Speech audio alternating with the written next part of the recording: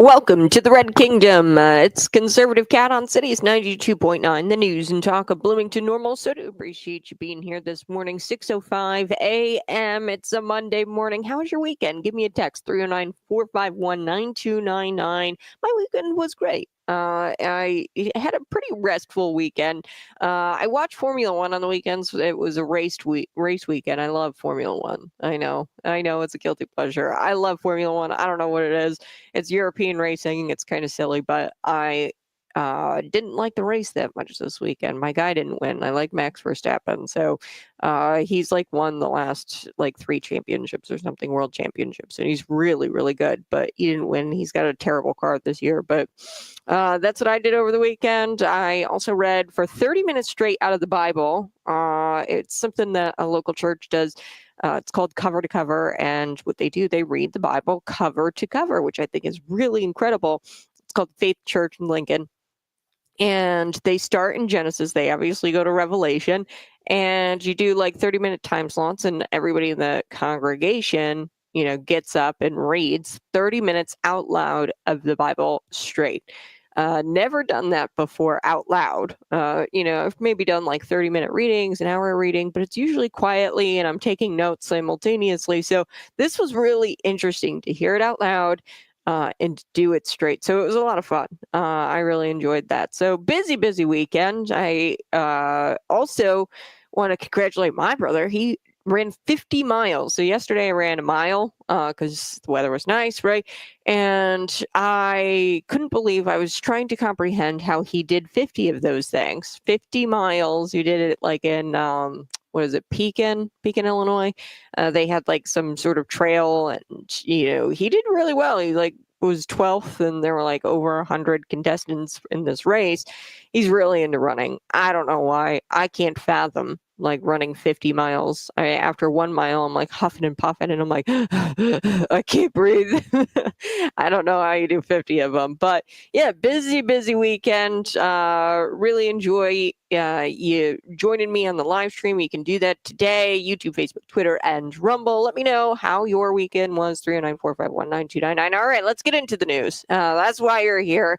Illinois State Senator slamming campus voting expansion. This is a proposal. I don't know if it's really going to get anywhere, but we'll see. They're trying to. Yeah, I mean, at this point, Illinois is trying out compulsory voting, which is something what Australia does, which is absolutely insane. Where we treat voting in the state of Illinois like jury duty. So there's no penalties as of right now, but if you don't vote, could there be penalties in the future? I wouldn't put it past Illinois, where they want to force you into voting.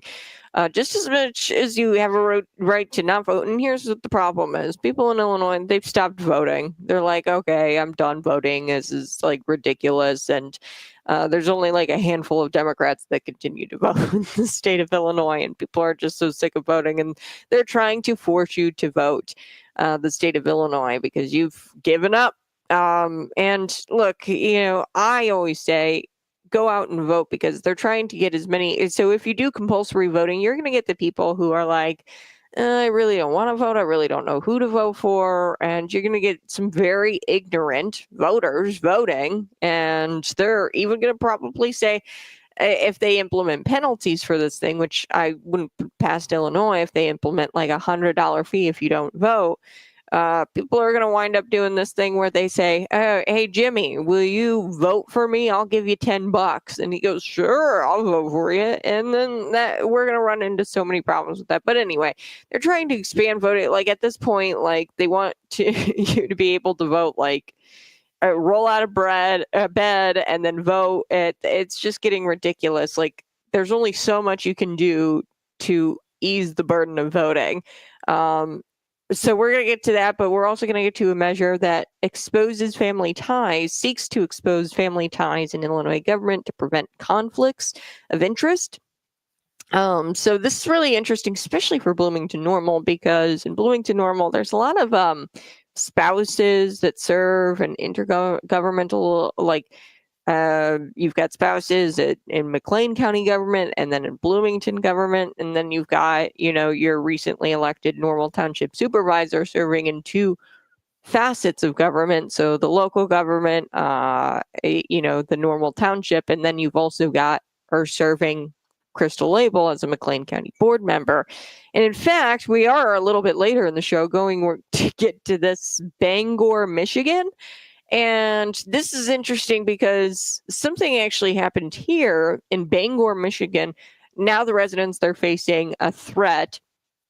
It's a policy where, I guess they're going to make it defamatory speech if you criticize the government.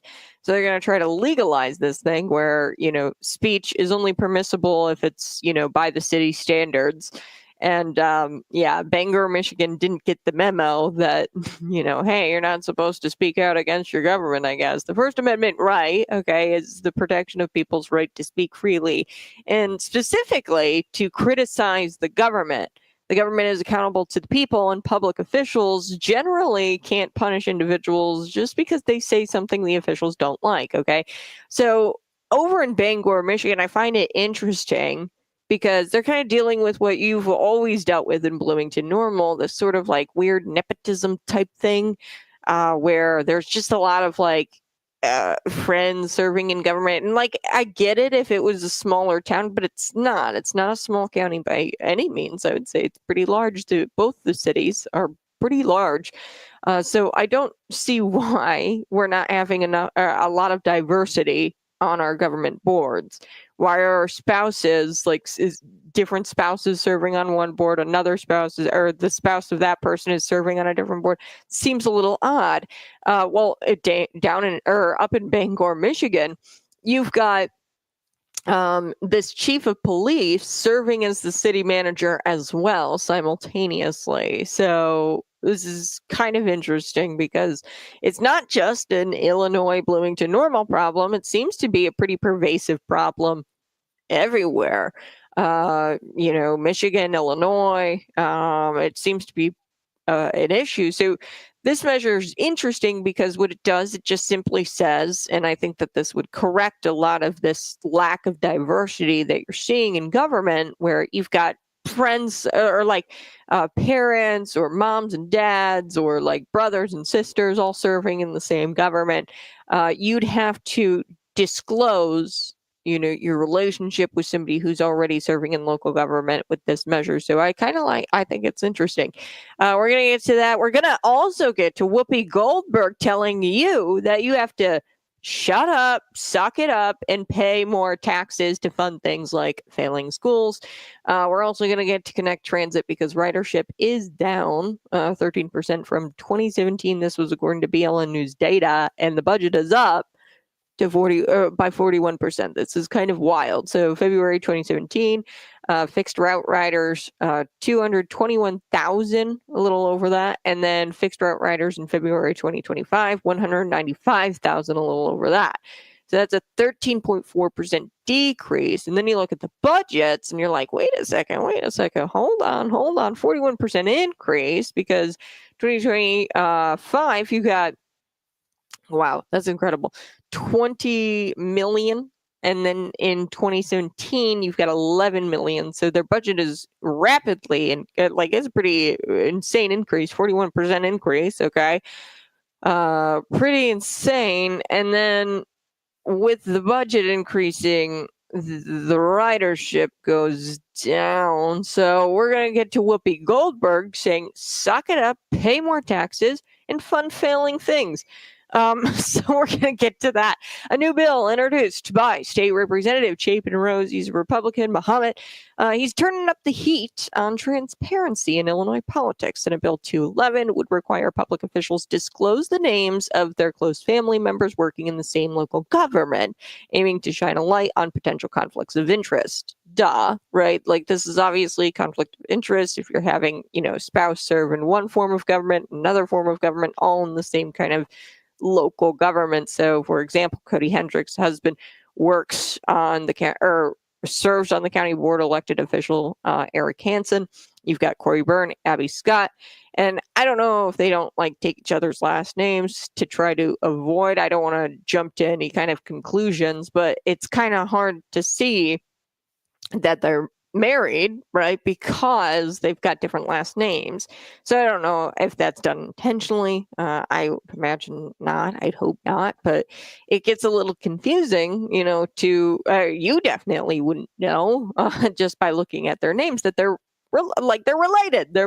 They have marital relationships. So 211 gets down into the details of marital relationships and blood relationships. Okay, so it doesn't really touch on what Tiffany Henyard did. Tiffany Henyard and Dalton, she gave her boyfriend a Thornton Township job, and she's come under heat for that as well. So here's what Chapin Road said. In downstate Illinois, you've got some rural townships. Okay, not everybody's related, but it gets pretty close to it. Yeah, if you've ever been in a small town, you live in a small town, this kind of stuff happens. I wouldn't classify Bloomington Normal as small or McLean County as small. I wouldn't do that. So it's kind of odd that we've got that going on because it's not a small town. There's no diversity. There's Crystal Abel, right? She's serving in 2 roles. There's no diversity there.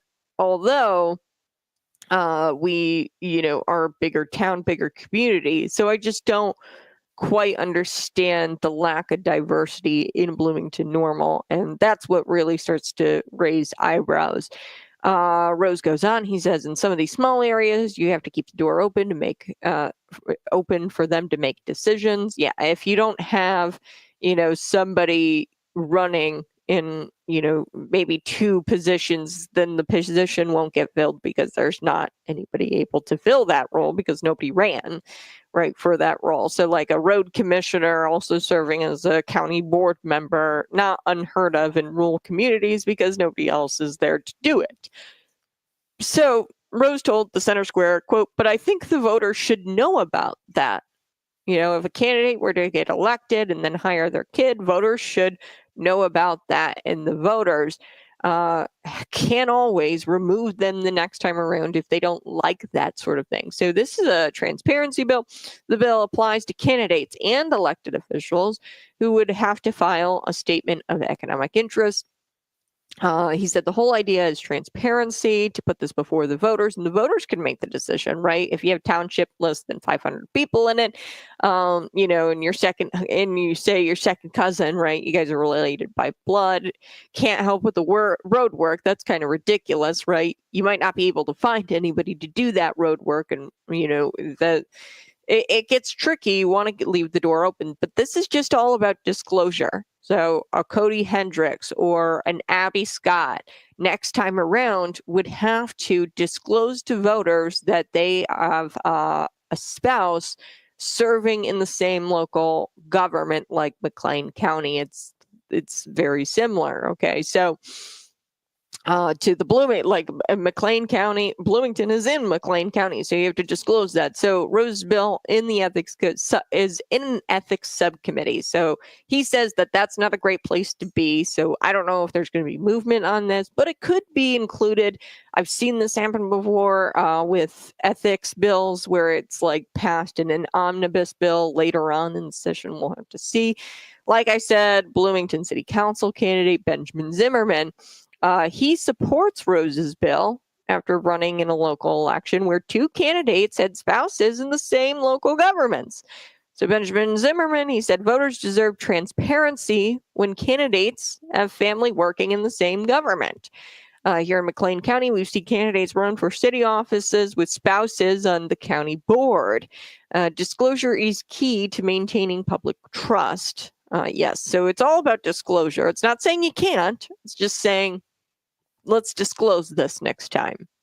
So this is common sense, nonpartisan step toward accountability in local leadership. In Bloomington, Abby Scott, Cody Hendricks, they ran for elected offices earlier this month. Both of their spouses currently serve on the McLean County Board. We know this. So confirmed, Rose confirmed that this is constituent written. He, serves a lot of rural areas. And it can kind of get mischievous, right? If you have, say somebody serving on a school board and they have employed a particular relative of theirs as a district superintendent.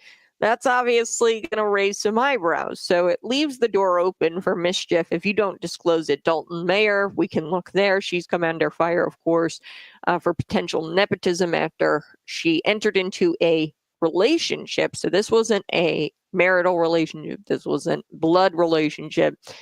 Kamal Woods is his name. He was employed by Thornton Township. She calls herself super mayor. She's the mayor and then also serves as the supervisor. And this is a big thing in up in that area, Thornton Township, because people say, well, this is nepotism. And Rose, he clarified, he says, well, look, the bill doesn't address, boyfriend-girlfriend relationships because it can kind of get sticky. Oh, we weren't dating at the time. It would certainly look a little different, the bill. He says he would entertain amendments to it. He goes, you'd have to draft it tightly because there are certain issues like, is it a current girlfriend, boyfriend, and how long have they been exes? Are they really an ex? Like what happened in Atlanta, Georgia, with the prosecuting attorney who apparently hired her boyfriend to prosecute Donald Trump. You guys remember that in Georgia, Fulton County District Attorney Fani Willis admitted to dating Nathan Wade, the prosecutor in the case against presidential candidate Donald Trump, raising concerns, obviously, about conflict of interest. So I like this bill. I really do. I think that this is smart. I can't believe that it didn't exist before. And you don't want, me hiring mom or me hiring dad or brother or sister to serve in government when I'm elected to this office, or if I do have to do that, if I live in a small town and we're blood related, I should have to disclose that to my voters. So that way my voters know. And it doesn't look like, and if you've got nothing to hide, you should have no problem disclosing that to the voters. All right, I got to take a quick break, but you're listening to Conservative Cat Cities 92.9, the news and talk Bloomington Normal. We'll be right back. Hey, go ahead, smash that like button. Good morning. I so do appreciate it. She's satanic. Yeah, Whoopi Goldberg. She says, suck it up, continue paying for people. No, I just want to share this with you. Connect Transit, Normaltown Council approved Connect Transit's potential expansion. So I'm actually not against this. People are like, oh, yeah, why aren't you against this? I'm really not against it because, let's look at the numbers. It makes sense why Connect Transit would want to expand their operations to rural counties. Do I think it's going to work? Absolutely not. These rural counties, they all have cars, right? Because they've lived rural their entire, they've decided to live rural, okay, in these rural county areas. It's not like they didn't decide to live there. If they didn't want to drive, then they would go live in an area with public transportation. So there might serve one or two people, okay? I really don't think it's going to be a success. We'll have to see. Time will tell where this public transportation that serves Bloomington Normal could expand to rural McLean County areas. Not against this because I don't think that the taxpayer is going to incur any kind of cost with this. I hope not. I hope that a few years down the road, Connect Transit doesn't come back and say, well, we're serving all these people in rural McLean County. Now we need more money, right? So I hope that's not the case. But they currently only operate in Bloomington Normal within the county, but they're considering an expansion due to potential increase in state and federal funding. Okay, so you've got all this taxpayer money. Okay, they're state and federal funding. Okay, the taxpayers are paying more for Connect Transit. Okay, so they've got all this money and they want to use it. Maybe rural communities connect mobility. That's something that might be beneficial to somebody who lives rural who, can't. A lot of these hospitals already have things like that, though. Connect mobility also a fare is only $125 or something like that, and I don't. I don't think that they don't currently serve McLean County areas, but there's definitely opportunities for people in rural communities to get to the hospital. Obviously, ambulances.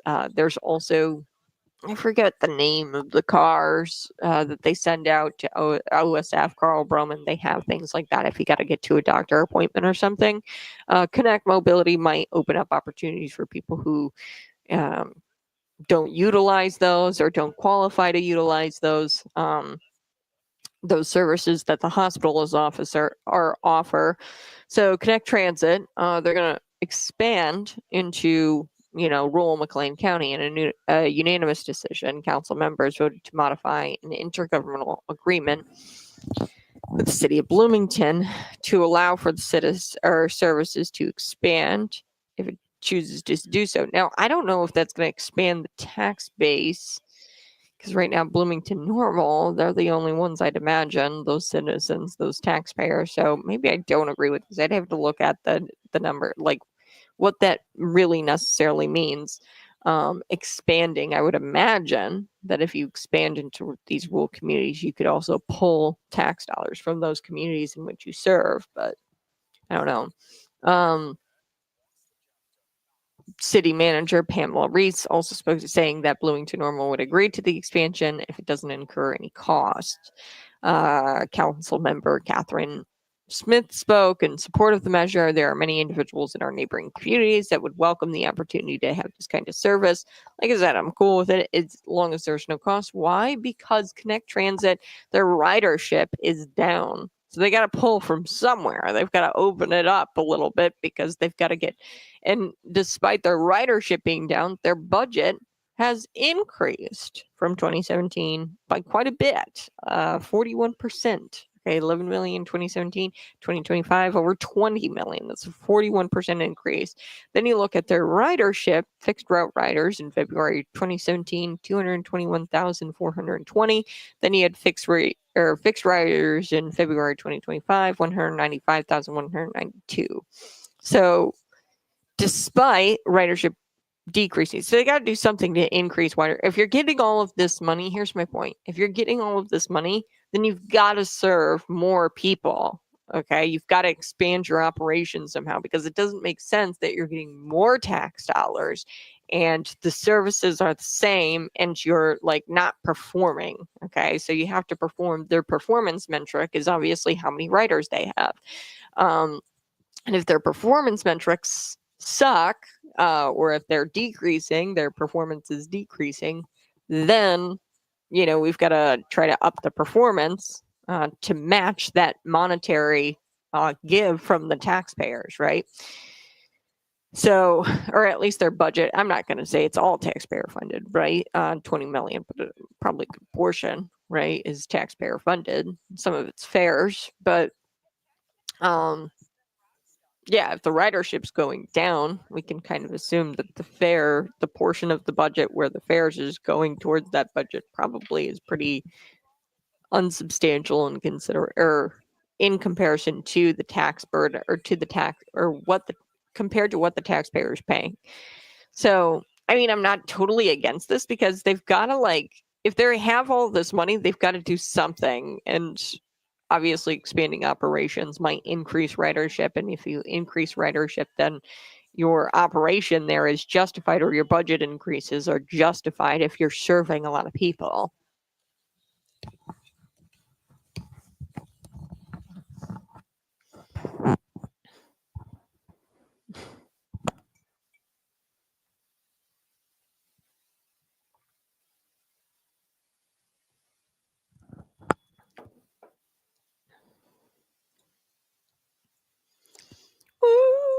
Good morning, You're listening to Conservative Cat Cities 92.9. You're listening to the News and Talk Bloomington Normal Conservative Cat. You can find me on YouTube, Facebook, Twitter, and Rumble.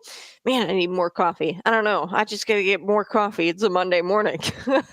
My coffee it is getting low. How about yours? Text me 309-451-9299. We are going to be talking a little bit about the college expansion of voting hours. I will be getting to the SAVE Act today. The SAVE Act did pass. Out of the 212 Democrats, only 4 of them voted to have illegal immigrants prevented from voting in our elections, which is just wild to me. The SAVE Act, I mean, this is Safeguard American Voter Eligibility Act. Okay, this is known as the SAVE Act. And this is great, except for the fact that we had 208 Democrats that don't believe securing our elections is what we should do. I hate the argument that they think that Black people and women, I don't know, the best excuse that the Democrats have come up with is that they think that Black women or Black people and women, that they're too dumb to figure out how to get an ID. That is their argument, okay? Because they're like, oh, women who change their name, and we're going to get to Ilhan Omar.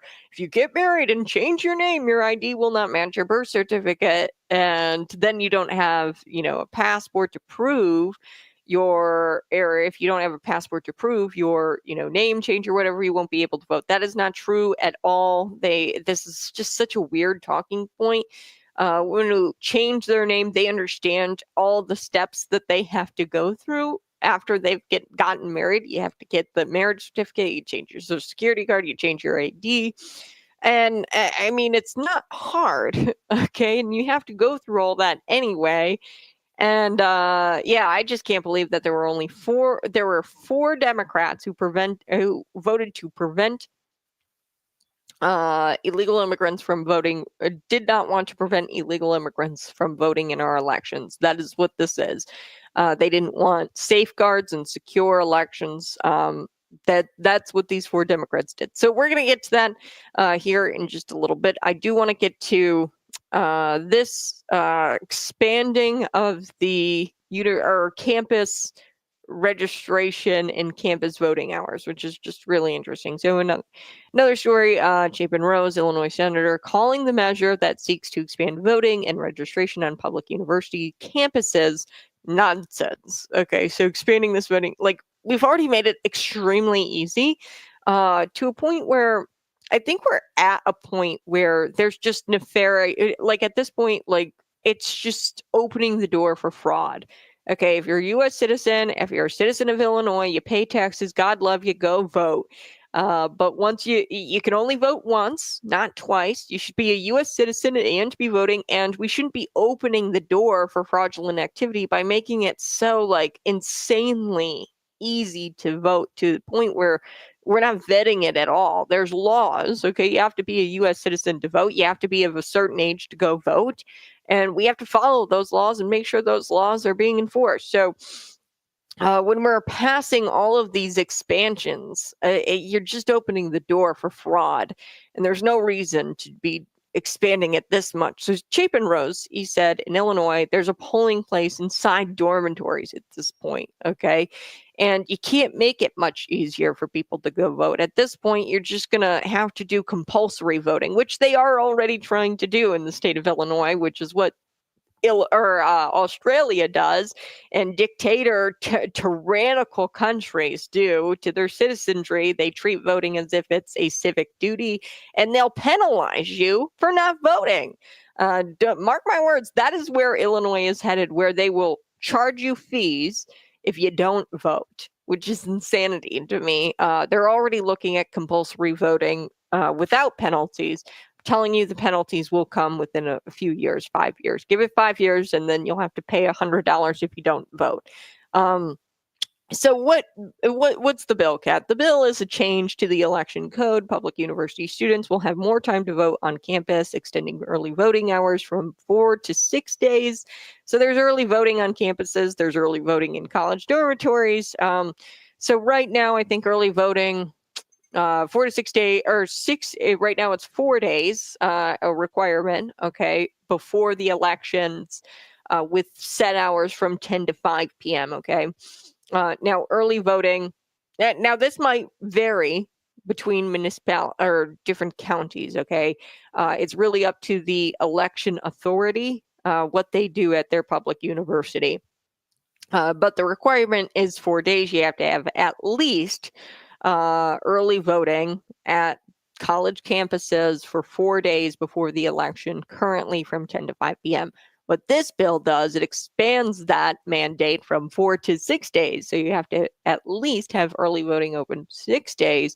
And it changes the hours on election day. Or no. It's just changing it to 6 days.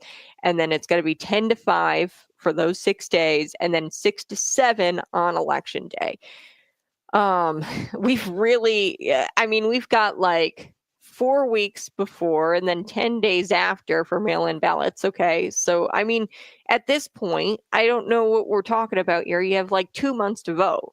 Okay. I mean, at this point, are we just going to make voting year round? Are we going to make it a compulsory thing? Like, that's where we're headed in the United States, or at least in the state of Illinois, where they're going to force you to vote or they're going to penalize you if you don't. I mean, it's insane. Or like, why don't we just do year-round voting at this point? Because you've got, what is it, like 4 weeks before the election to do mail-in ballots. There's 40 or 40, some, I don't know, the early voting is in there as well. And then even 10 days after the election, you're still counting mail-in votes. So it's like, this is ridiculous. You've got over 2 months probably to vote. And why don't we just force it year round and then force people to vote at this rate and penalize them if they don't? Because that, as much as you have the right to vote, you have the right to abstain. Okay, there's no your government can't force you to go out there and vote. That's what Xi Jinping does in China. He forces people to go out to the ballot box. There's only one name on the ballot. It's his name, and he forces you to go mark it. That is what we're headed towards. So former GOP House candidate Desi Anderson is speaking out about college students just voting in the Illinois elections in general. As Senate Bill 1650, that's sponsored by State Senator Michael Halpin, Democrat. This sits in the Elections Committee. I don't know if it's going to move. I'd imagine, maybe it's included in an elections omnibus bill where they changed the elections. But Desi Anderson, who lost to State Representative Sharon Chung in 2024, said that it's a big problem, okay, that the State Board of Elections and the State Board of Education, they differ on the term residency. Okay, so she explained, I had a couple of athletes door knocking for me when I was running. They, went to ISU, Illinois State University, and they were mind blown. They were residents of Michigan and Pennsylvania. And they came up to me and said,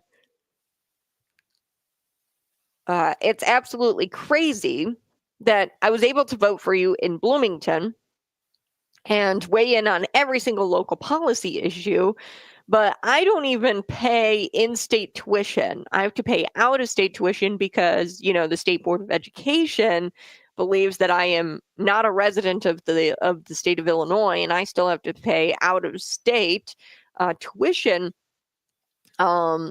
And not in-state tuition prices, and like that's totally crazy, and there's a disconnect there because the Illinois State Board of Elections will say that, hey, yeah, you can vote in our elections. You're a resident, and yeah, vote in our elections here in Bloomington Normal. You can weigh in on local policy issues, but the State Board of Education says, no, you got to pay the out-of-state tuition.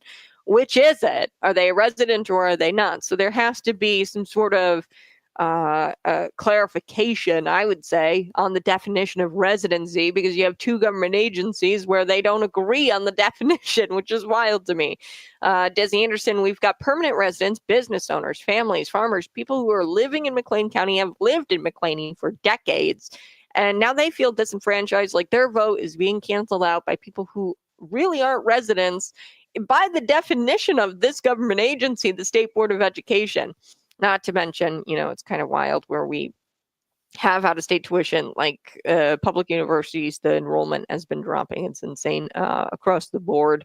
And, a way to kind of combat this would probably be to drop the tuition to just all in-state. There's been universities in other states that have done this, where they drop the prices for out-of-staters to bring people into the state. Okay, we have a mass exodus in Illinois. Didn't know if you heard, but we have major population loss, and a lot of your grandkids, a lot of your kids, they're probably leaving the state to go to school in to other colleges.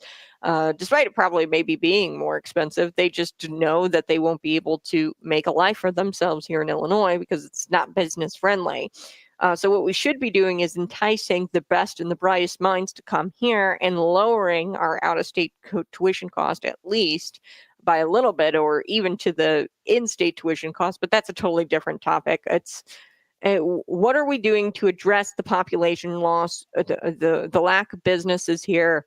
We're losing population, we're losing enrollment at our public universities. What are we doing to fix that? We should probably do what other states do, and they don't charge out of state tuition. They just do one flat tuition for in-staters and out-of-staters. We're not in a position to be charging out-of-staters more money.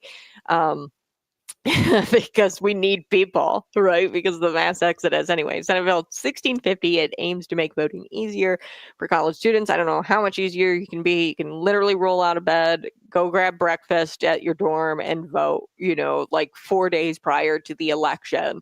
Like, I don't know how much harder it is. Like, the whole purpose for election day it is a chore. It is it is a sacrifice. And, you want people who are knowledgeable and not ignorant, people who actually care about voting and about who they're voting for. And, if there's like some sort of barrier to it, you're more apt to do some research. If there's, and I'm not saying, only election day. I like early voting. I do. And I say go vote early, but I'm not saying 40 days, 4 or 5 days, sure. But this is getting kind of out of hand where we've got 3 or 4 months to vote, 2 months to vote. It's insanity. All right. So Desi Anderson, she says this: when students apply for classes, they don't list their dorm, Waterston Towers, as their permanent address. Their mail goes to the address of their other state, whatever address they used when applying to ISU. Plus, they can't even stay in the dorm after the first week of May, So, and a lot of dormitories, they close down. I don't know if Waterston still does, but at least when I was there, they closed down for breaks. So, like Christmas, you can't stay in the dorms, okay? So the state owns that property and kicks them out, so they have to go back home. So are they truly a resident of Bloomington Normal? They don't list it. They don't list Waterston Towers as their address. They can't. They have to, as their permanent address, they have to list wherever they come from. And they also can't stay at Waterston Towers all the time. They've got to leave for breaks, okay? Summer break and things like that. It's just insanity. So also introduced House Bill 1442, which would require curbside voting be made available. That's insanity during early voting and election day. That's a mandate. One, it just sounds like a chore for our election authorities across the state. That sounds like exhausting because you got to have staff run out there and go get the vote and the ballots, curbside voting. And I think that's just opening a can of worms there and potential fraud, opening the door for potential fraud. All right, I got to take a quick break, but you're listening to Conservative Cat Cities 92.9, the News and Talk Bloomington Normal.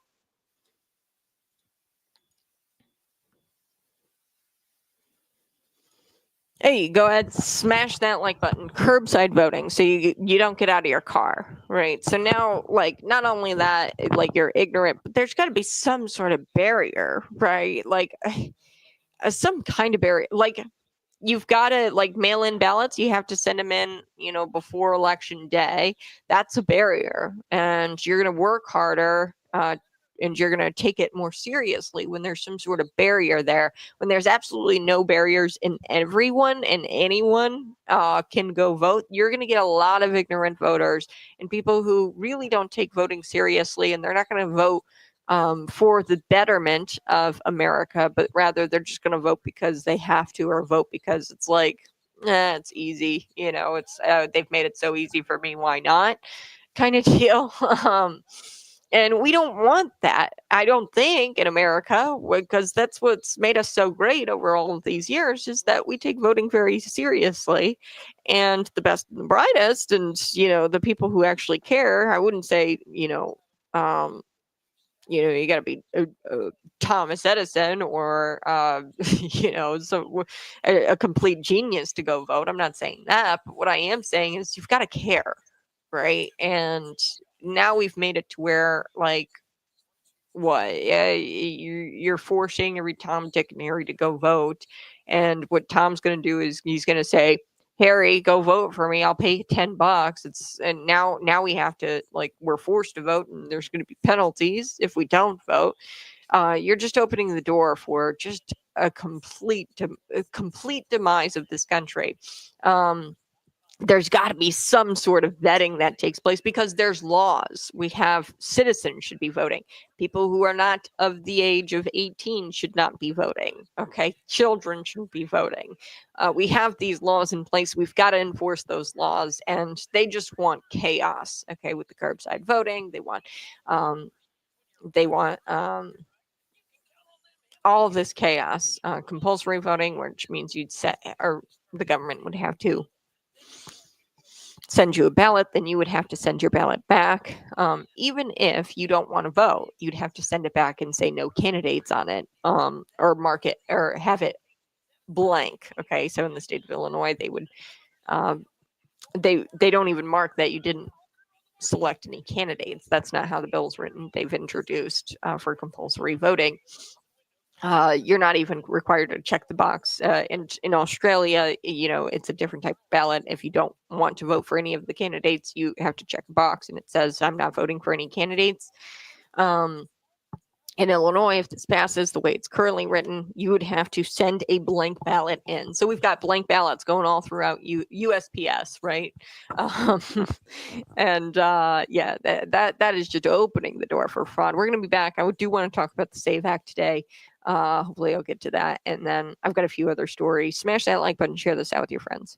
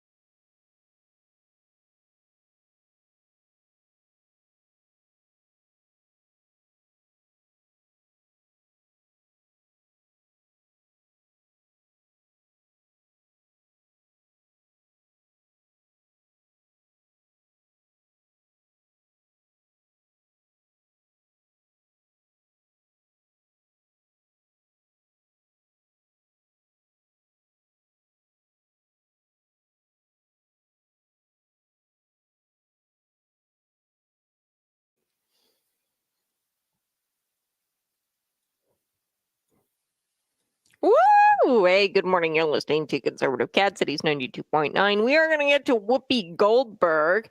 Whoopi Goldberg is saying Americans need to suck it up and give their money to failing schools. Like, come on.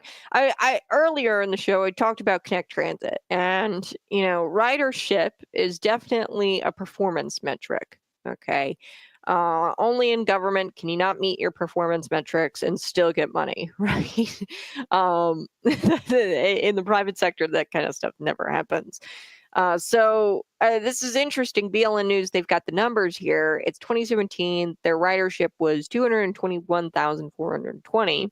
Okay. And then in 2025 of February, their fixed route riders was 195,192. So this is a 13.4% decrease in ridership. Then you take a look at their budget, and their budget difference from 2017 to 2025, 11 $8 million, okay, in 2017, and then you've got 2025, $20 million. I mean, that's a 41% increase. And we're not talking about the elephant in the room here, which is the performance metric, which is ridership. So your budget's going up by 41%. Are you serving more riders with that increase in money? And the answer, I don't know, is no, right? The numbers don't lie. So I saw this public transportation system. They're serving Bloomington normal. They want to expand to rural counties. Good luck. People who live in rural counties already have cars. Most likely, a lot of them. You might be able to serve a handful. But I'm not totally against this if it's not going to come at a cost and if they're not going to expand the tax base for the rural residents, because that's kind of bogus. It's like they didn't ask for it. They lived rural. And the reason why they're living rural is because they don't want to pay taxes and all these special amenities. And if they're expanding the tax base to these rural communities, I'd be totally against it. But I mean, I also see where they've got to do something to increase the ridership. If they're getting more and more money, right, a 41% increase in budget, then they've got to serve more riders. And how do you do that? You'd have to expand your operations from Bloomington normal to include the entire county, or to include rural areas or surrounding McLean County areas. So in a unanimous decision, the council members voted to modify the intergovernmental agreement with the city of Bloomington to allow the service to be expanded if it chooses to do so. City manager Pam Reese also spoke on the issue, saying that Normal and Bloomington agreed to the expansion if they don't incur any kind of cost.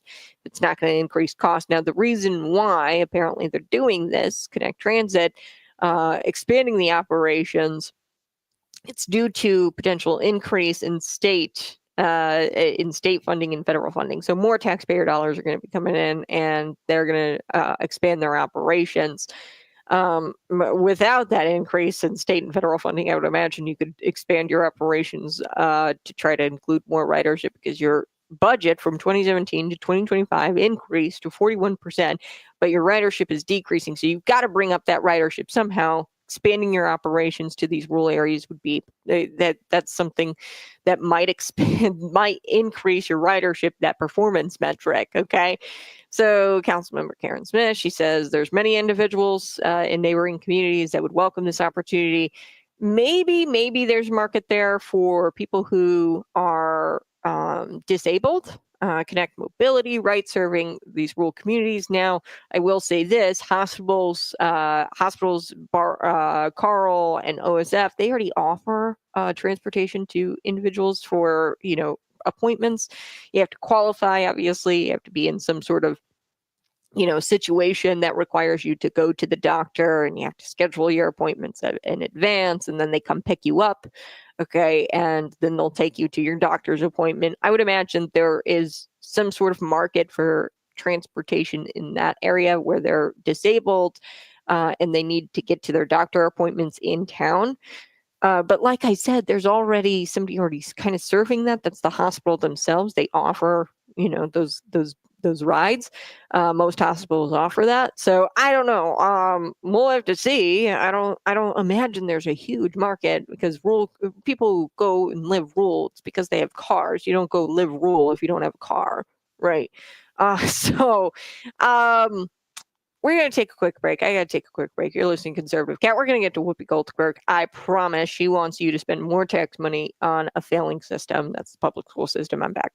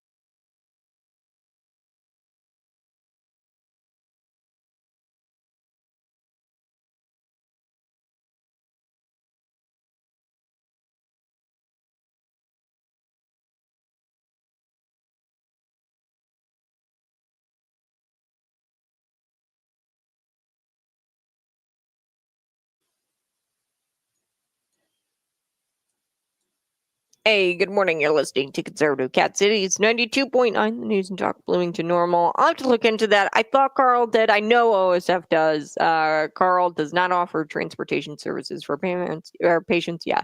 I don't know what I mean, ambulances, right? If for emergencies and things like that, I'd imagine that they obviously offer those. But, for doctor's appointments and things like that, I know OSF does. A lot of hospitals do.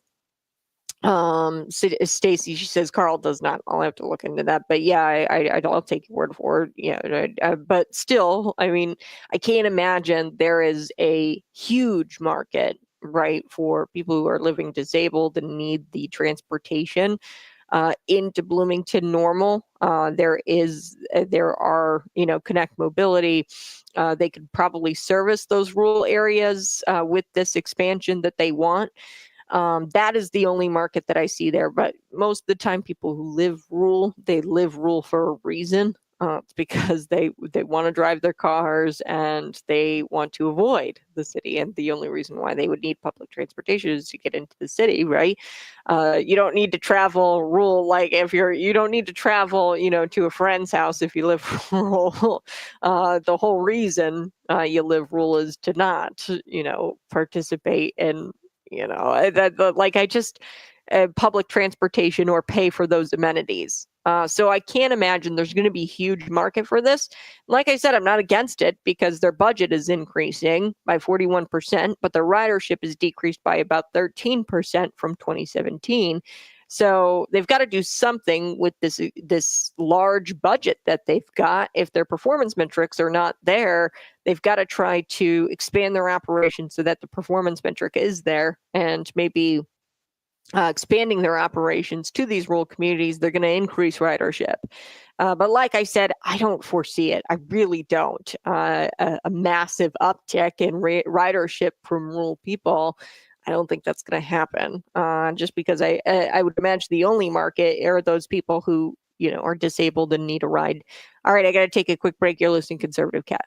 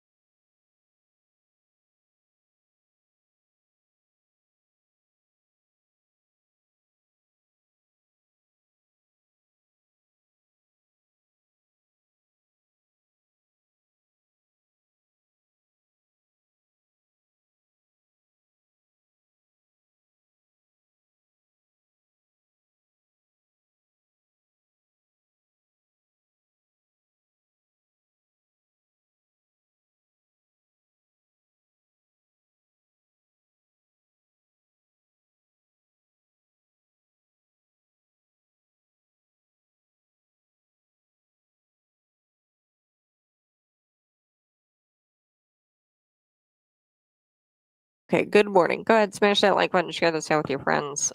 Stacy, you're right. They don't really offer anything quite like OSF does. I double checked. I thought that they did. But they offer like these like programs. It's the Faith in Action program. Okay, so they have like a partnership with them. This program offers transportations for healthcare, support network, and home visiting. So this is called Faith in Action Bloomington Normal. They also have a care coordinator. So somebody who works at the hospital who works with Uber Health.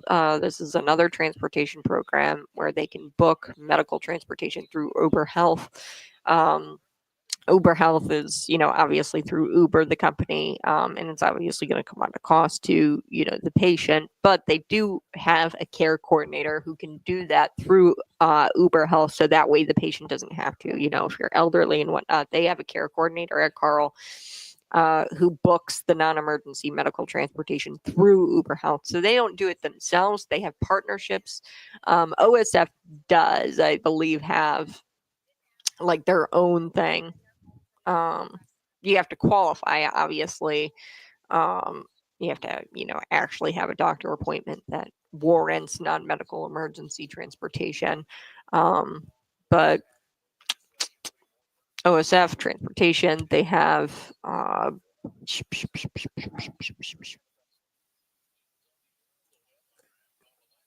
yeah, they have like their own transportation program through OSF. Now you're right, Carl does not have their own, but they do have partnerships with people who do it. So, like I said, there's already people who are doing it, and I don't foresee there being a huge need because people are already doing it. Like Uber's been doing this for years now with Uber Health and partnering with hospitals to facilitate these programs. They usually have a care coordinator who book on Uber Health. So it's not like there's this huge need. That's where I'm going at in these rural areas to drive around. Like, what, you're going to go to your friend's house? I mean, like, are you going to travel like from rural area to rural area in Leroy? Like you're going to go from one place in Leroy to another place in Leroy because all that's out there are residential houses. But obviously we're not doing that, right? It's getting people into Bloomington Normal for things that they've got to do there. But most of those people who live in rural communities, they're going to have cars because they decided to live in a rural community. Get what I'm saying?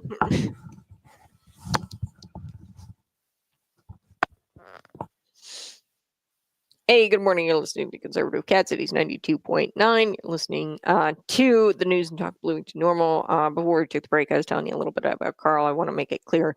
They don't have their own transportation like that is facilitated through the hospital, but they do have partnerships. Like it's Faith in Action. It's a program. They also partner. They have a care coordinator who books through Uber Health, which is a service where they partner with all kinds of hospitals, obviously Uber, and then they do what's called Uber Health, and they book appointments for patients who have to get to the hospital or go to their doctor's appointments, which would be the only reason. I really think that is the only market that Connect Transit could serve if they're now offering these rides to rural communities. I would think that that's the only market because other than that, unless you like have to get into Bloomington Normal for a doctor's appointment, most likely you already have a car because you decided to live rural. Like you don't just live rural without owning a vehicle. You know what I mean? Like a lot of those people, like they own vehicles, or they're people who homestead and they don't really need a vehicle because they homestead, right?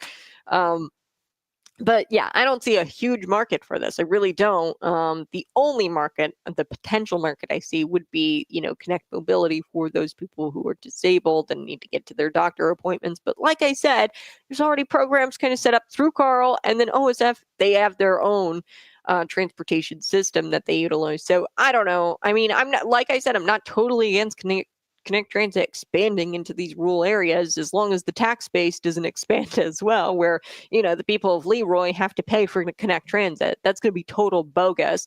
As I can see right now, it's not that way because they're going to get the federal and state funding, and it's already kind of allocated for that, so they wouldn't have to increase anything to do these operations. And Pam Reese said, I'm all for it as long as it doesn't incur extra cost, and they've already got the money, I guess. So I mean, Yeah, you'd have to increase ridership somehow because it's been decreasing since 2017. That performance metric is weak. Okay.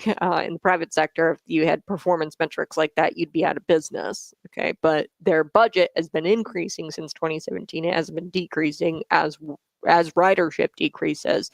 Okay. So their budget increased $20 million 2025. It was $11 million 2017. So, I mean, that's a substantial increase, and like the ridership isn't reflective of that. So they got to do something, right? I want to shift gears. Let's talk about Whoopi. That brings me to Whoopi Goldberg. Whoopi Goldberg is, of course, saying, "Oh, you got to suck it up, pay more taxes for failing school systems." Talking about failing system, poor performance metrics. Let's take a look at the schools and Whoopi Goldberg. Americans need to suck it up and give more money to failing schools. You know, a 90-day pause doesn't mean anything to anyone because people are, as you say, struggling with everything they're living with on a day-to-day basis. Now you know what we're fighting against. But I also believe that it's very important to remind people that now is the time for each and every one of us to suck it up and make sure that we know what we need to take care of. If you're in an area where the school district is losing, then you got to pay a little more taxes and you got to help the schools out. If you're finding that your libraries are falling apart, you have to give more. You have to give more. That's what Whoopi Goldberg says. That's the most insane thing I've ever heard of, especially coming from a millionaire demanding you fork over your hard-earned cash to a failing system.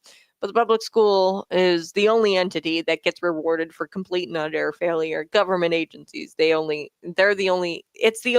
never would happen in the private sector. Never. If your performance metrics were like that, people would just not spend money with you. Like private schools, if you started churning out kids who just couldn't read or write, and I tell you guys the story all the time. I went to ISU. This woman couldn't read. The girl, she was a sophomore in journalism school at ISU, and the girl couldn't read. I straight up am not lying about that. And I'm just thinking to myself, well, this is a product of the failed public school system.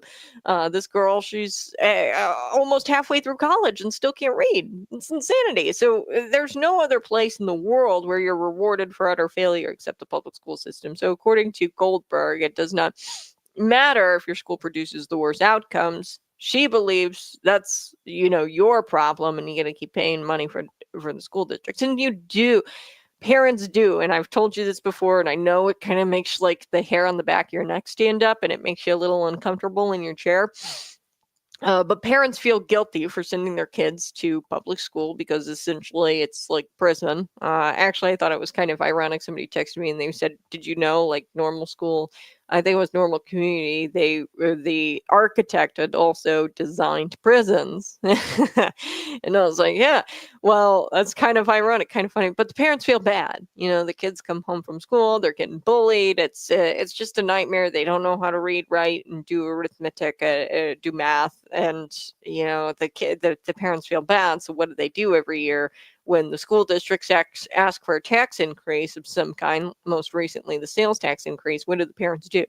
They go, "Take my money. I feel so bad for my kid when he comes home, and he hates every little part of school, and I know that I could do a better job, but I feel guilty, so here's my guilt money." Like, that's literally what parents are doing when they vote yes for these tax increases. It's just because you feel guilty for sending your kid to a school, essentially, that looks like a prison and feels like a prison to your kid. Okay, so you feel guilty. That's why you're paying more. So anyway, does she not realize that a majority of Americans live paycheck to paycheck? I bet she doesn't, because she's a millionaire, Whoopi Goldberg. Does she even care? And given that most Americans, come through the public school system and may struggle to make ends meet, it appears that the system that continues to give that this is a system that continues to give failing results. Okay, we should be teaching the kids how to be smart with their money. Credit cards, interest, accruing interest, credit cards that accrue interest. I was never taught that in the public school system. I wasn't, and most Americans come through the public school system. Many of them struggle. Okay, so that tells me that the system is continuing to fail. And It's definitely not something that should be rewarded with more money, okay, with more tax dollars. According to Chalkbeat, on reading, 19.7% of Chicago third graders met or exceeded standards. Okay, met or exceeded standards. Just 19% of them met or exceeded standards, okay, in reading on the 2023 test, while 21% of them passed math.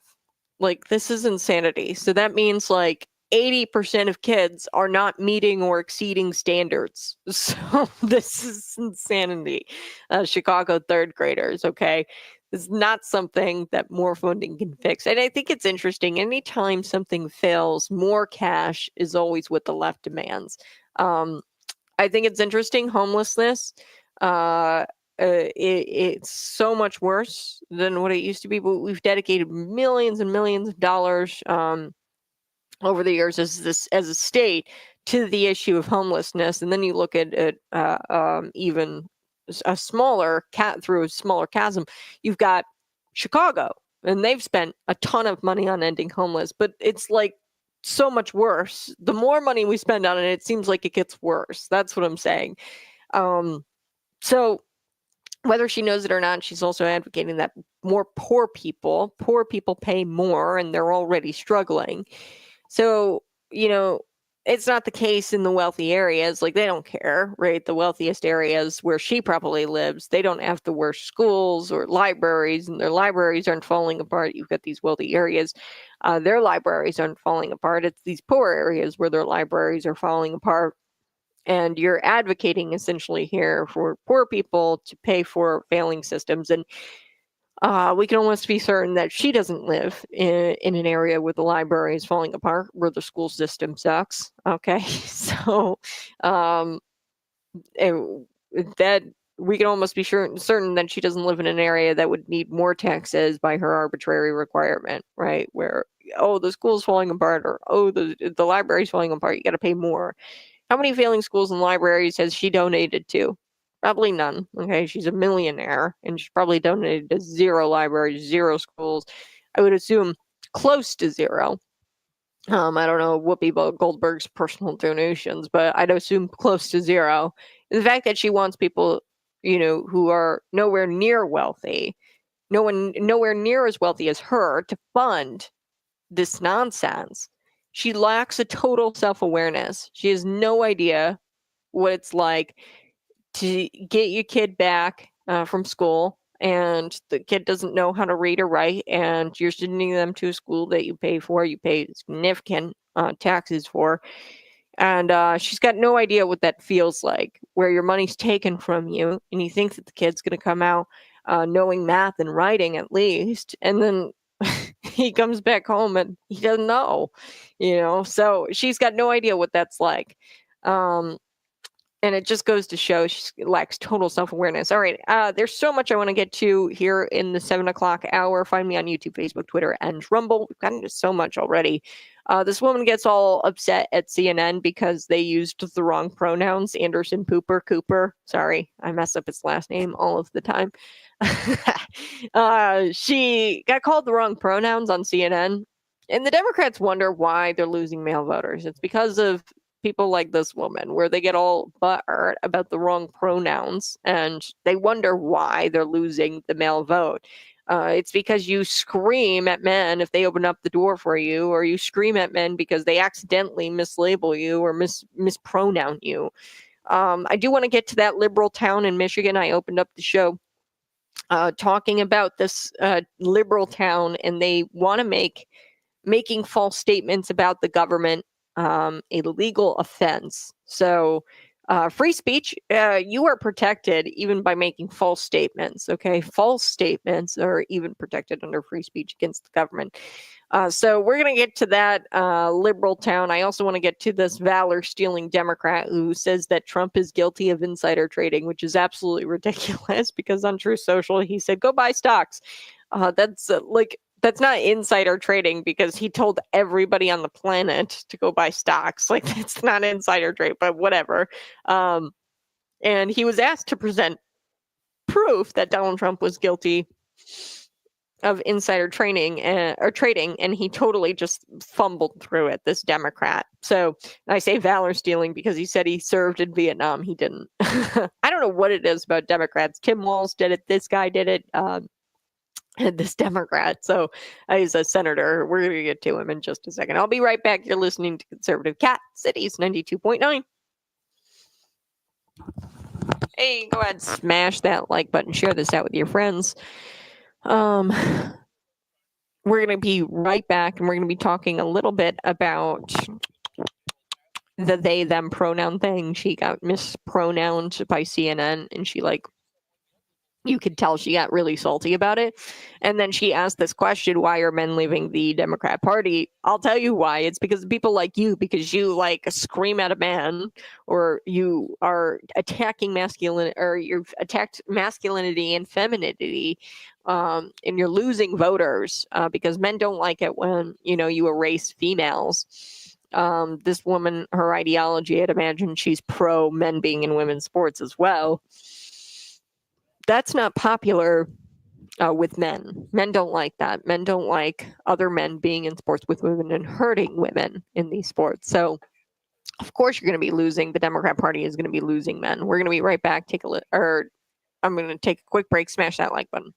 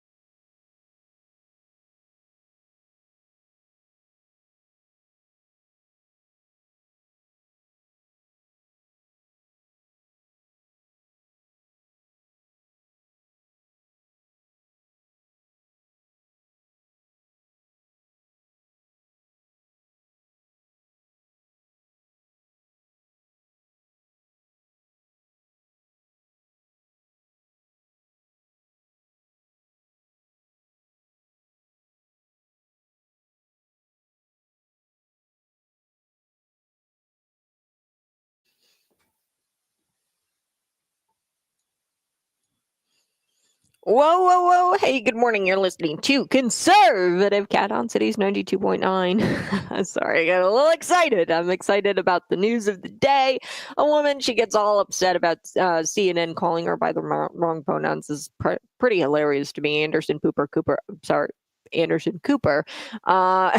He is misgendering this woman or mispronouncing. I don't know.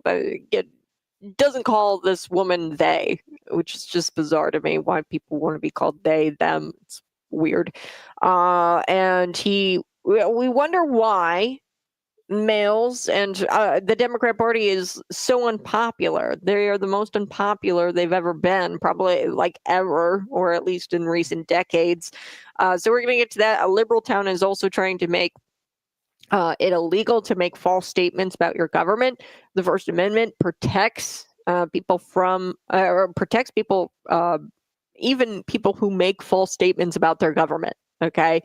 So we're going to get to that. We're also going to get to valor stealing Democrat senator who's declaring Trump guilty of insider trading, which is just hilarious. Trump, on Truth Social said go buy stocks to everyone. And now he's saying that, he's insider trading. Yeah, okay, whatever. Let's get to this. One day, the leftist mob, they woke up and they decided to make they, them pronouns a thing, which is just bizarro world to me.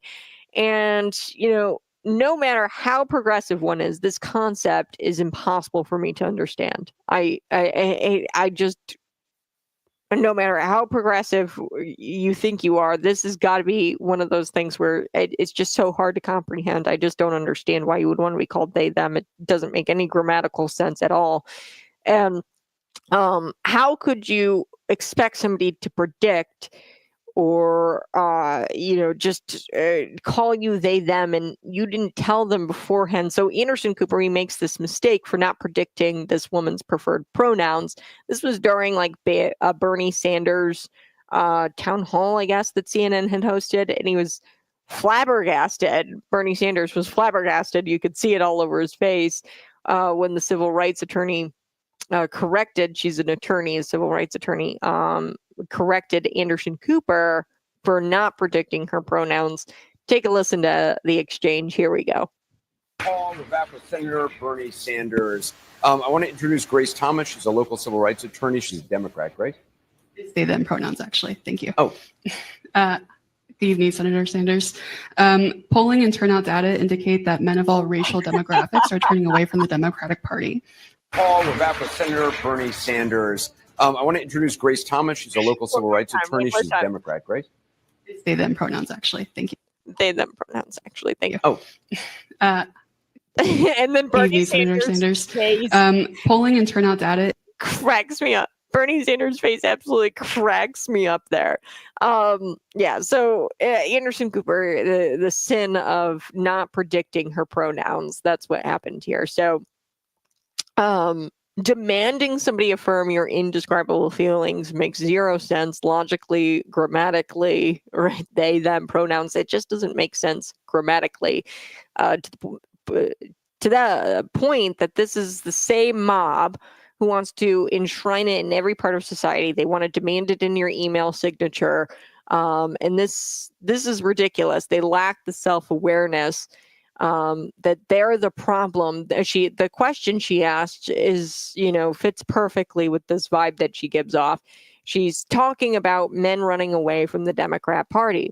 Well, you just shot Anderson Cooper down, a man, for simply committing the sin of not being able to predict your pronouns. No wonder nobody's left in your party. You just shot this poor man down. And I don't like Anderson Cooper, okay? You shot this guy down for not predicting your pronouns correctly. And yeah, she is a huge reason why nobody's left, okay? Because she's rabid and she wants people to affirm her indescribable feelings, and it makes no sense logically. And so she's a part of the side that despises all things masculine. She even despises all things feminine.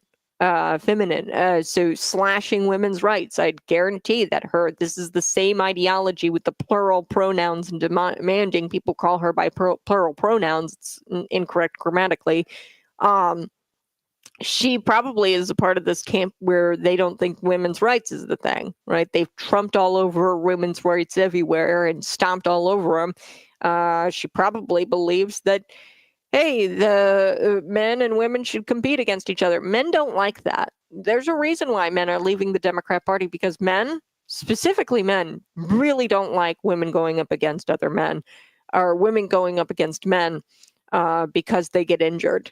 And, it's the same men who say, I don't think women should be serving in combat roles in the military. We need to protect our women and children. And this attack on masculinity and having that belief, like most men I talk to, they're more outraged about the men and women's sports than most women. Because they don't want to see women get hurt. That is a very masculine trait, and she's attacking it here. Masculinity with this invisible patriarchy and like demanding people call her by plural pronouns. It's weird. So yeah, the left, they want to gain votes among men. They need to take a hard look in the mirror then. If you want to gain these votes, your arrogance runs so deep, as proven by the fact that she rudely demanded Anderson Cooper here, who's a friend of hers, clearly, right? He's a Democrat, and this was friendly. He's definitely going to be friendly with her. She rudely demanded Cooper not assume her pronouns. And then you're surprised when huge swaths of the country turn away from the Democrat Party, because you've attacked half the country, men, and you're anti-woman as well with this ideology as well. So yeah, I don't know. Like, I thought the question was hilarious because it just goes to show you the lack of self-awareness that this woman's got. She's the problem, clearly. All right, I got to take a quick break, but you're listening to Conservative Cat Cities 92.9. We'll be right back.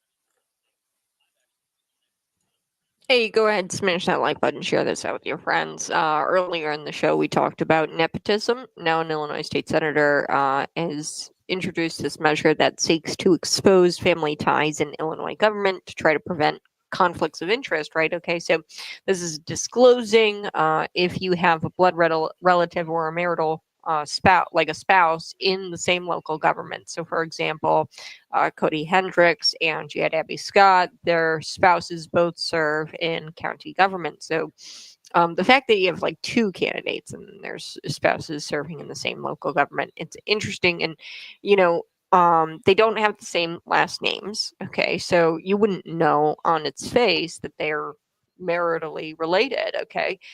So they should have to disclose that, and according to Will or to Chapin Rose's bill, the ethic, which is in the ethics subcommittee and might be included in an omnibus later this legislative session, people would have to start to disclose that. Okay, so disclosure is key to maintaining public trust, and that's according to Benjamin Zimmerman.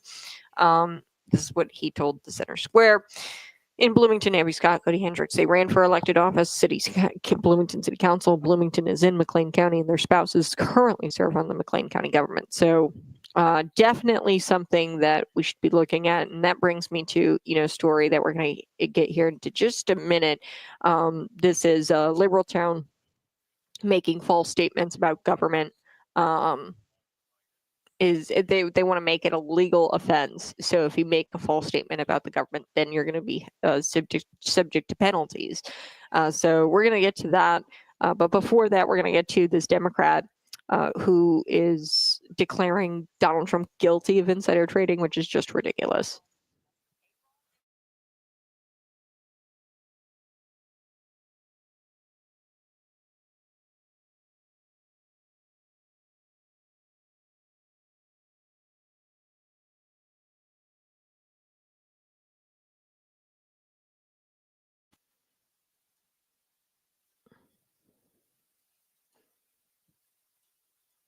Guilty, guilty, guilty, guilty. Yeah, that's what they're saying Donald Trump is of insider trading, which is just absolutely ridiculous. Why? Because Donald Trump posted something on Truth Social that everyone on the planet saw. It's not insider trading if it benefited literally everybody on the planet. He blasted out on Truth Social. This isn't insider trading. Financial advisors do this all the time. He was saying, go buy stocks now. And then stocks subsequently went up the next day, right, on Wednesday. But then they went back down on Thursday.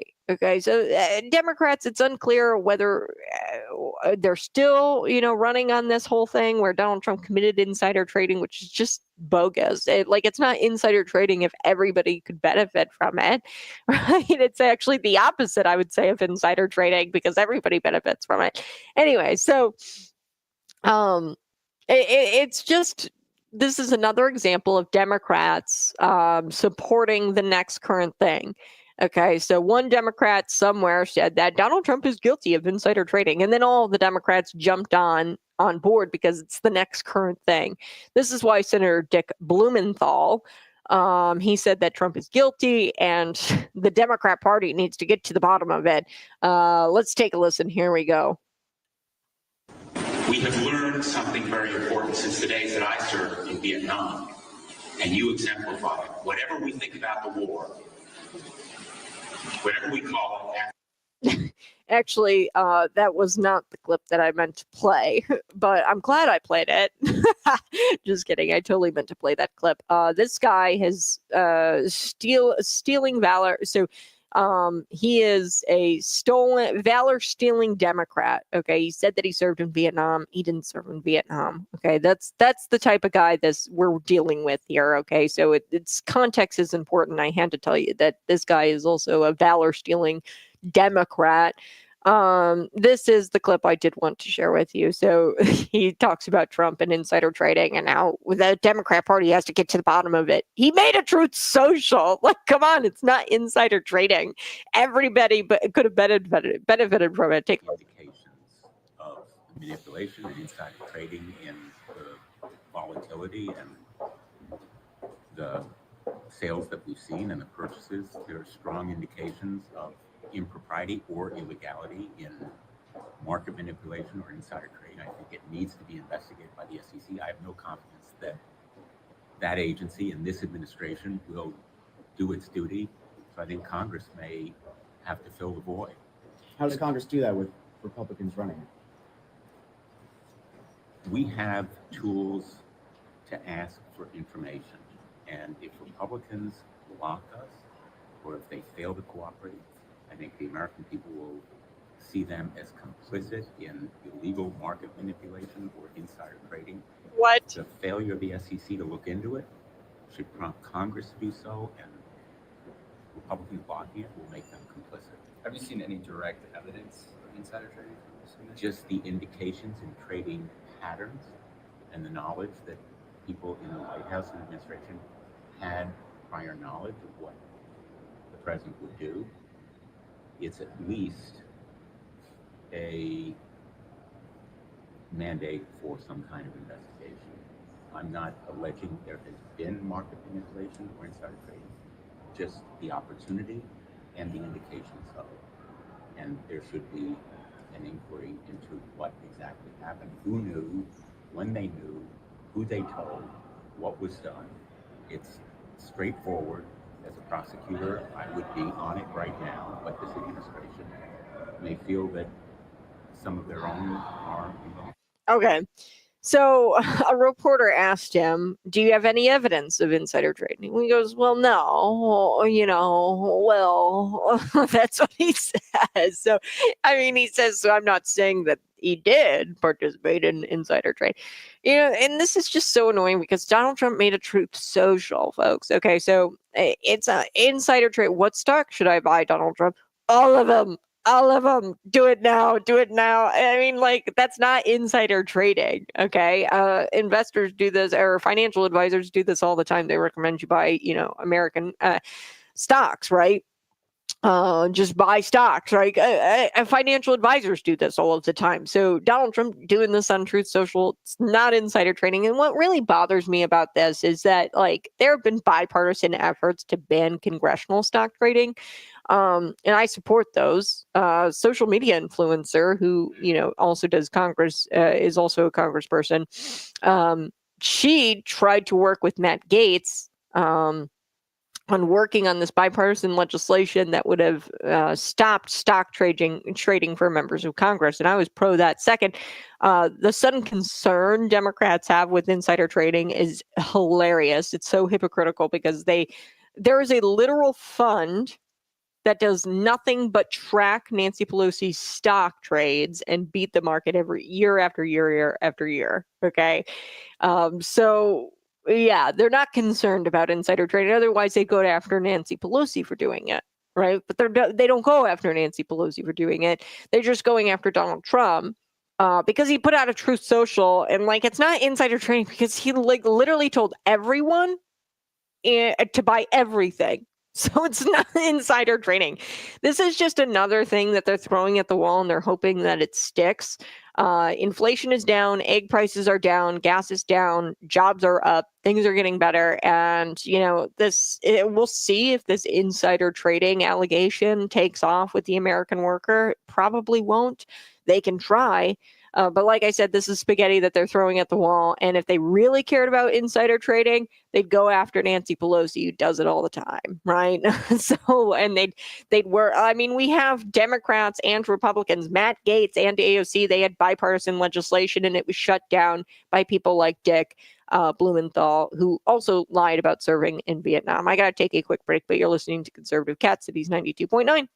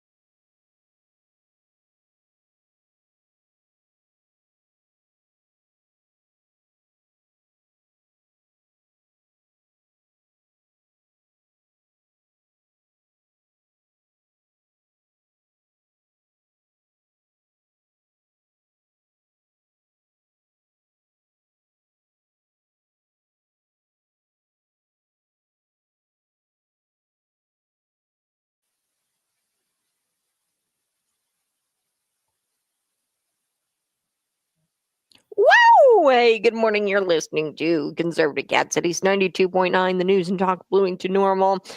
Before we took the break, I was telling you a little bit about Dick Blumenthal. Yes, he's a valor-stealing Democrat, and he's, accusing Donald Trump of insider trading. Sure, whatever. That's not happening at all. He on Truth Social, he told everybody to buy all the stocks. That is not insider trading, okay? And if you really were concerned about insider trading, you'd hop on board with, she even gets a pass on this AOC, right? She has spoken out about this before Wednesday, when, the stocks went up subsequently after Donald Trump had tweeted out buy stocks now, right? Or had went on Truth Social and told people buy stock. AOC, she's spoken out about this. She's even tried to work with Matt Gaetz on insider trading, and it's gotten shut down every single time. And it's laughable when there's a literal fund that does nothing but track Nancy Pelosi's stock trades and beat the market year after year after year. So, yeah, you stop it with this. You care about insider trading all of a sudden. Give me a break. I want to talk about the First Amendment. It's protected, and it protects people's right to speak freely. And specifically, I think it protects people's right to speak out against their government. The government is accountable to the people, and public officials generally can't punish individuals because they say something officials don't like. Okay, so the First Amendment, I'm a First Amendment absolutist. Yes, First Amendment, Bangor, Michigan. It's under attack in this liberal town. Okay, they don't seem to they didn't get the memo that we have the First Amendment in this country, I guess. And now they're trying to determine what speech is permissible by the city's standards. Okay, so according to the Daily Caller, Bangor, Michigan residents face the threat of a policy on supposed defamatory speech that the city passed after criticism of a city official, Justin Weber, over him working as both the chief of police and the city manager at once.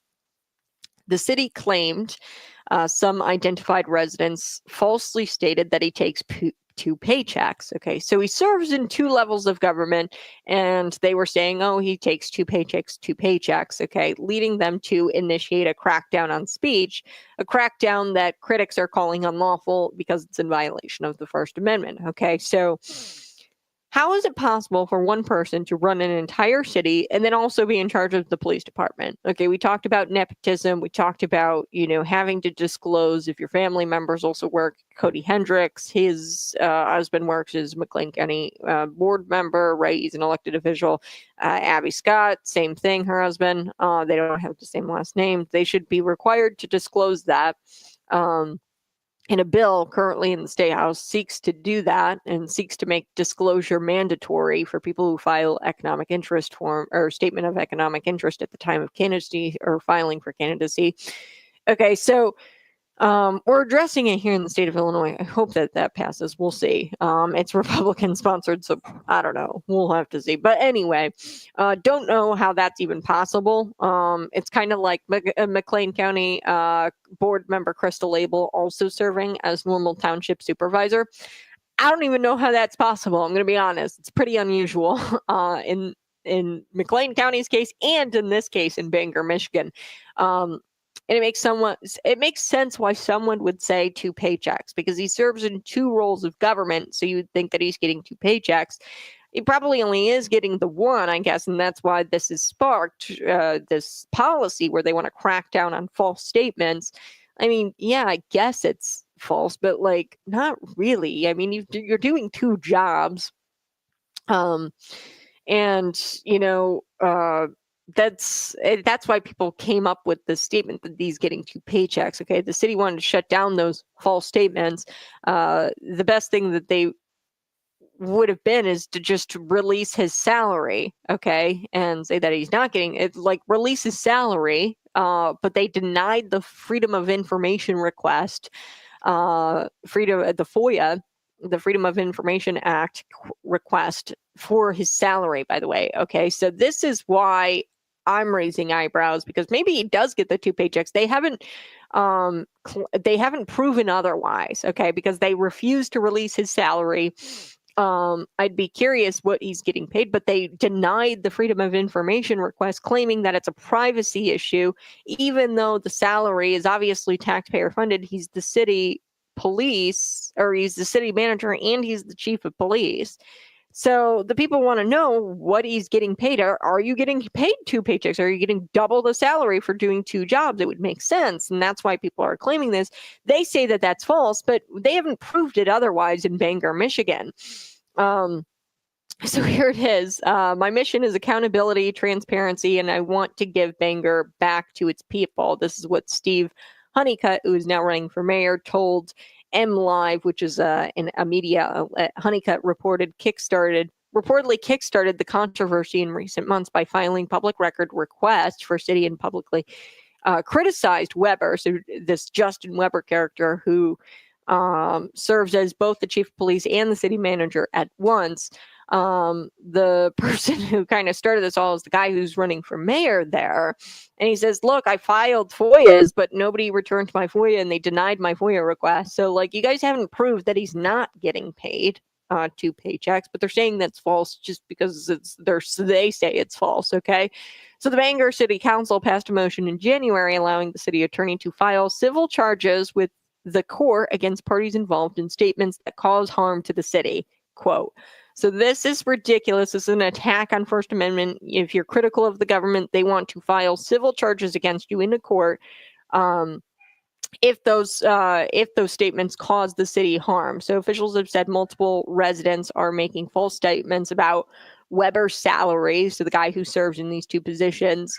So he says, well, the burdensome requests, they're saying that the FOIA requests are burdensome as well. The city is saying that. And, what exactly gets decided and counts as harm? It's what the city says counts as harm. And, this is just an attack on the First Amendment. Not to mention false statements, even if they were like completely off and he was only getting the 1 salary for these 2 jobs. Okay. If they were completely off the citizenry and they made these false statements, that's totally legal and protected by the First Amendment. Okay, false statements are not illegal. Okay, you can be wrong and say false things. That's protected by freedom of speech in this country. And the Constitution protects speech, even if it turns out to be incorrect. Okay, so the fact that the city is willing to spend time and resources going after residents for what they say is pretty telling. The city is willing to go after people's First Amendment speech using city time and resources. They used the city's attorney, in January to pass this motion to file. They allow the city attorney to file civil charges in court against the parties involved in making statements. So I'll let you be the judge of that. That should pretty much tell you all you need to know about this municipality in Michigan. If they're using time and resources to go after people for making false statements, which are protected by under the Constitution, statements that are made incorrectly are even protected by you can make incorrect statements in this country, believe it or not. Wow. I'll let you be the judge of this municipality. Anyway, so I hope that this nepotism bill goes through, because I think that a lot of this kind of stuff, I think it should also be mandatory if you're serving in multiple facets of government, like Crystal Label. Right now, at this point, she's serving in McLean County government. She's also serving in Normal Township government. Dalton, the village of Dalton, Tiffany Henyard, she did the same thing. She was serving as the mayor, and then she was also serving as a supervisor. I feel like you need to publicly disclose that to the voters, so that way they're aware that you're serving in multifaceted governments, right? So you also need to disclose if your spouse or if you have a blood relative who's serving in the same local government. And Chapin's bill, Chapin Rose, his bill talks about the relationship, but I think it needs to go even maybe a step further. And if you're running in multiple facets of government, in the same local government, then you need to disclose that to voters as well, for transparency. And you definitely need to fulfill FOIA requests for people's salaries that are taxpayer funded. I can't believe Bangor, Michigan is getting away with that. That's insanity. All right. Well, that's going to wrap up our show. You guys have a blessed rest of your day. Happy Monday. Have a great start to your week. Go grab some coffee and get to work. Bye-bye. I love you. We'll talk again tomorrow morning.